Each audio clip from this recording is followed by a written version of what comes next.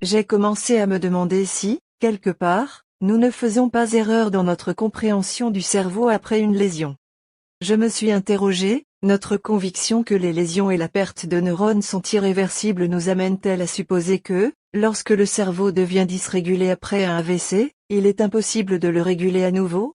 À cause de cette croyance, nous avons tendance à penser qu'un AVC entraîne automatiquement un handicap pour toute la vie. J'ai commencé à penser que le rôle de la lésion est peut-être surestimé.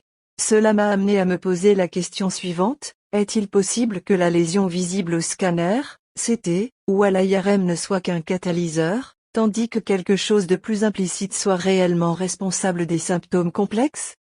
Après un AVC, on observe une grande variété de symptômes tels que l'hypotonie d'un côté entier du corps, une perte sensorielle et motrice, des troubles de la perception et de la cognition, l'aphasie, l'apraxie, l'ataxie, la perte de mémoire, des problèmes d'équilibre et de mise en charge, des difficultés de coordination, la dysdiadococinésie, l'asymétrie faciale et la dyspraxie.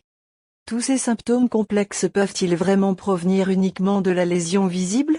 Ou pourraient-ils provenir d'une source plus profonde et implicite dans les systèmes de régulation du cerveau? Si cette source implicite peut être rendue explicite et comprise, il pourrait devenir possible de trouver des solutions.